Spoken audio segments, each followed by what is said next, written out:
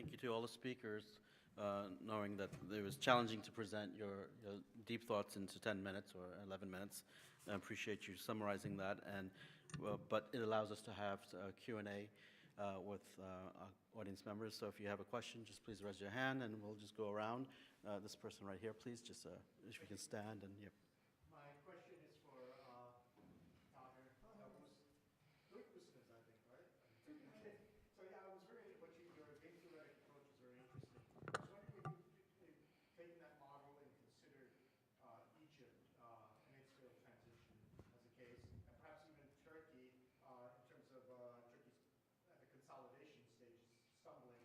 So how would it work in those cases? Yeah, please. Yeah, actually I applied to Egyptian case as well. That's one of the cases that I actually work on.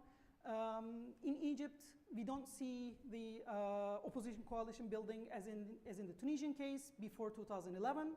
And when 2011 came, we can see that cooperation between Islamist actors and secularist actors. It is not just the fault of one side, actually both sides are quite unwilling to cooperate, even though there are attempts like entering the election with a common list or trying to build certain things. It is not a continued strategic interaction. It is just several attempts. So that is why there is a disconnect between Islamist actors and secularist actors in Egypt. And when the regime, when we come to the second interaction with the regime could find allies for themselves against the Islamist actors.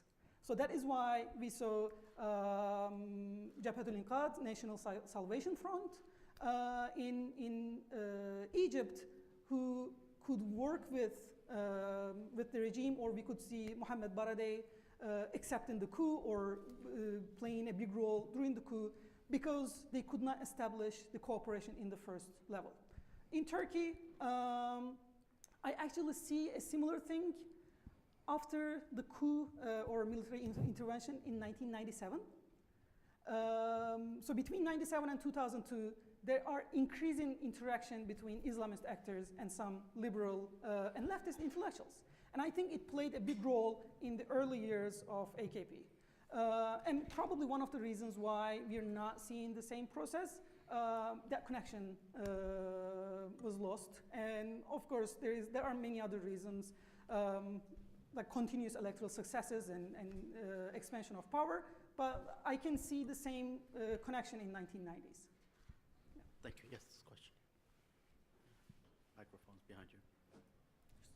My question is to the first speaker, Dalia. You have given us excellent survey of the relationship between the United States and the Egyptian army, but you left us with a question: why the US government seems to take and tolerate all the abuse, and that it forgives every inappropriate behavior, but by the Egyptian army. Mm-hmm. Is that because of, you think, and that it is because of the pressure of Israel or the Israeli lobby, or the Saudi, the Khaliji lobby, or it is an intellectual rationalization of that relation? Thank you. I don't think it's any of those things.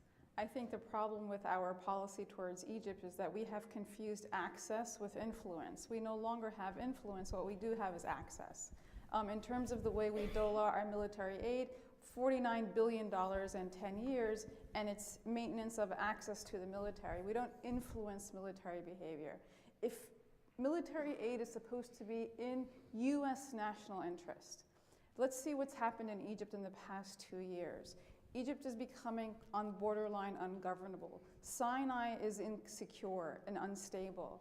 There's not even projection of power into Sinai. We have no real media, there's no real media telling us what's going on there. So in terms of the way we think about military aid in the United States, it's supposed to be for securing US strategic interest. We have kind of replaced that with simple access rather than influence. We don't influence Egyptian behavior in the region, as is indicated in the past basically 16 months of Sisi's behavior. And the idea has been, some people write op-eds, well, it's because then they can just go to Russia. right? As if there is an interchangeability in US and Russian military aid. We know how very different they are, right? Military aid is not just in tanks and planes, it's actually in spare parts and training. And so it's not fungible. It can't very quickly go to Russia. And so the language with which we talk about, well, there are other alternatives that CC could go to, is also a false way of looking at it. And so it's not clear why why in the United States we are not actually leveraging our power vis-a-vis Egypt. It's not clear why, and I think, so this is actually a longer argument in a chapter, and I think it's because we have actually had an unclear strategy towards Egypt, and it's fluctuated within administrations. And right now, because our State Department has basically been gutted and weakened, we actually have no real clear strategy towards Egypt. I think that's why.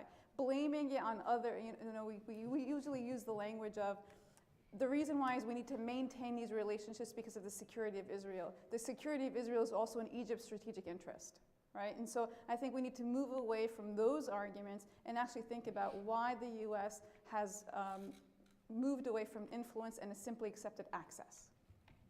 Next question, yes. Assalamu alaikum. My name is Anwar Haddam from Algeria. Sorry, I have the feeling, that's for the last speaker, Tahir, and also the other, they might. I think we are, I have the feeling that we are mixing between, or confused between regime reform and regime change. In that sense, I will put Algeria and Turkey in the same side, that regime reform. Back in the 90s, it was not in our mind as elected member of parliament at the time, we were not thinking of regime change, but it was rather a change within the regime. That's why we did not have this issue of coalition. But why we failed, while Turkey somehow succeeded, is that Turkey were able to have that dialogue and that to reshape the civilian-military relations. That we did not succeed in Algeria. And also that will be interesting also for those who are, for the regime change after the democratic spring, 2011, while in Tunisia, the army was not having that strong position in the state, while in Egypt, it's totally different game. So it's still the problem is how we internally with our country to reshape military-civilian relationship, and how at the international level to convince our partners, our economic partners, that it is for the best interest of everybody to reshape the military-civilian relationship. Thank you. Thank you. Yeah, so democratic transition can happen in different ways. It can happen through a revolution after toppling of the dictator, or it can happen through reform process. We see examples of both processes in the history of last century in different regions. Algerian example is definitely a reformed transition. It was through reform. But when I talk about regime change, I talk about establishment of democracy, which is basically establishment of free, fair, and competitive elections and certain guarantees. This was happening in Tunisia, in Algeria, through reforms.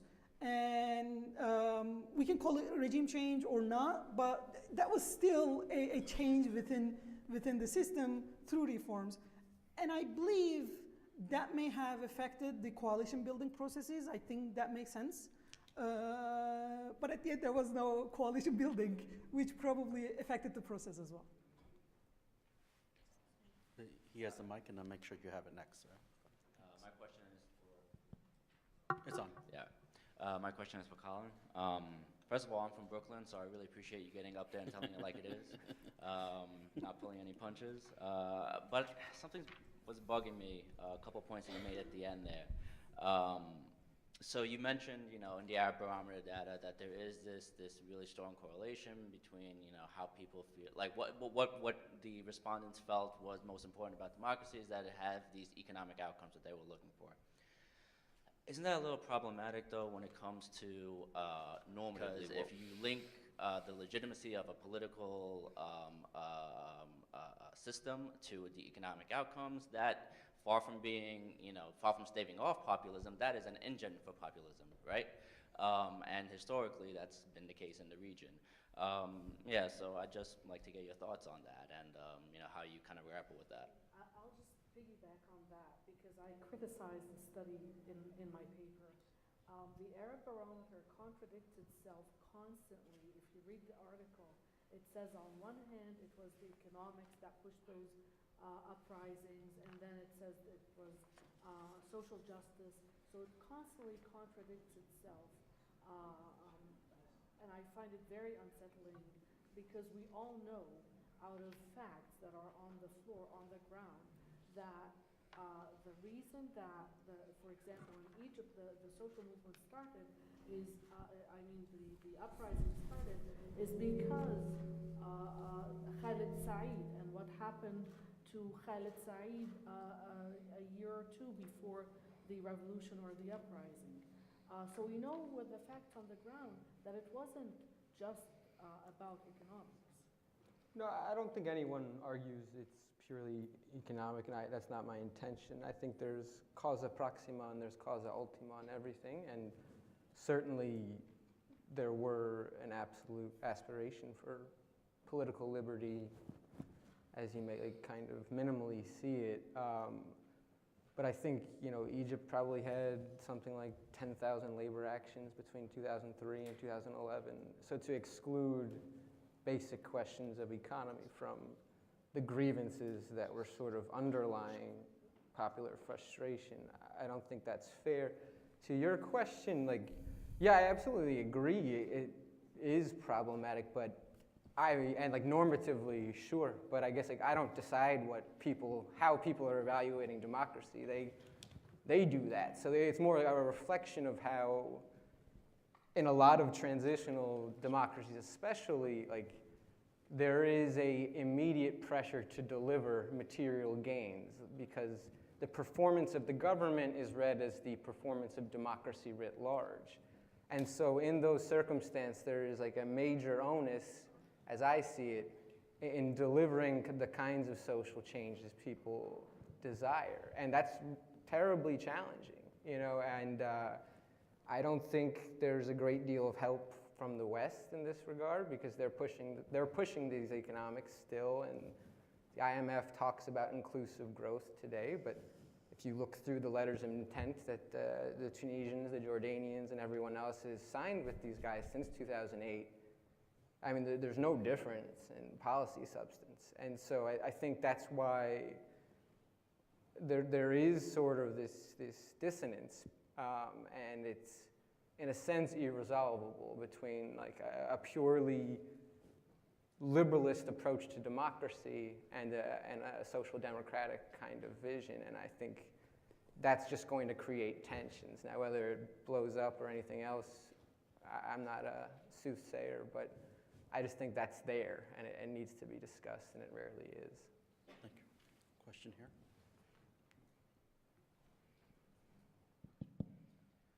My remark is going to Mr. Taher. I have the feeling that I know you have listened concerning the Tunisian case only to one part, to one side. It's maybe it's a Nahda version. I think the constitution of 2014 was the result of a compromise, not between Al-Nahda and the two political parties of Troika coalition. It's not true. It was the result of a compromise between the Islamists, represented maybe by Al-Nahda, and the secularists, represented by Nida Tunis. It was not possible to make the constitution only on this basis of the coalition of 18 October. That's not true. I'm not agree, totally not agree with you. I think you are a scholar and you are busy with a very important issue, maybe help to write our historical process, and I think you should be careful and you should listen to the other side of the story. Thank you. Okay. Yeah, thank you very much for this. That is possible that I missed certain aspects, but I don't think I only listened. And Nahta, in fact, like Nahta was only a minority of my whole interviews. And about the issue of the constitution, I don't want to undermine the impact of national dialogue or NIDA or Jabha Shabiya on the constitution process. But in fact, like the bulk of the constitution was agreed on Dar Diafa and also in consensus committee. And when I say it is 90% was completed in these processes, it is not someone from Al-Nahda. In fact, Issam Shabi and Mustafa bin Jafar said the same thing. So, yeah, I mean, they are not. You forget the meeting of Paris between the President Sisi and Sheikh Rashid Ghanouchi. Without this meeting, it was not possible to go on. Yeah. We are embargoed 2 blocks. We were embargoed 2 blocks. Yeah. So that is actually the part that I had to go a bit quickly, the national dialogue process, which is the third important step. And I think that is the part that the role of NIDA becomes even more important. But consensus committee was founded and worked in May, June, and July. That meeting was in August. I think that was very important to resolve the gridlock and move forward, but not specifically on the constitution. So that is why I say for constitution, it was still among the opposition. But in order to move from the gridlock, complete the transition process, go to the second elections and ratification of constitution, that is correct. It is the August meeting, it is the agreements between Rashid Ghanouchi and Beji Qaid Sipsi, and also the role of the quartet as well. So for that, I agree with that. Thank you. Thank you. I think we can have a consensus. This is a very great panel on many different aspects of democracy and its difficulties of transition. And a round of applause to our presenters. And I will give the panel back to Wadwan Masmoudi in closing of the program. Thank you again.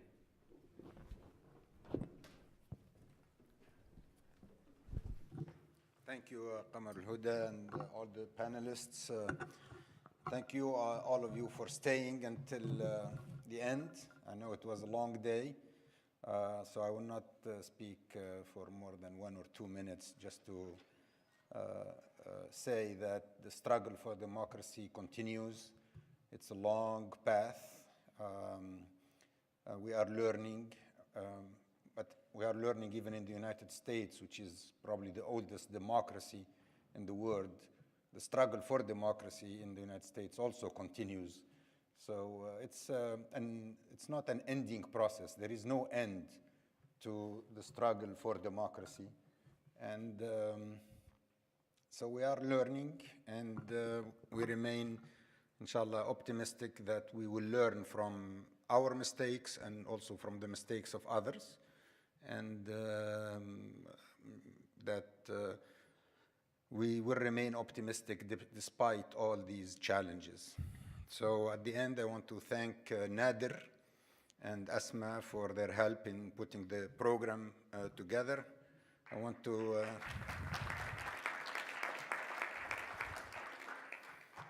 thank Munji and Leila and Mahdi for their help in the logistics and the registration.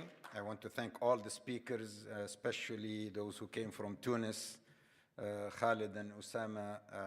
I know it was not easy, so thank you very much for coming and for joining us. And we look forward to continuing to work together, inshallah, for a better future for the Middle East and North Africa, but also for the whole Islamic world and the whole world in general. And I think democracy is the only way forward, but sometimes we forget. So we have to remind ourselves that the alternative to democracy is much worse. It's not easy, but the alternative is much worse and much more difficult. So thank you all very much, and we look forward to seeing you at future events. And please do come and visit us in Tunisia, inshallah.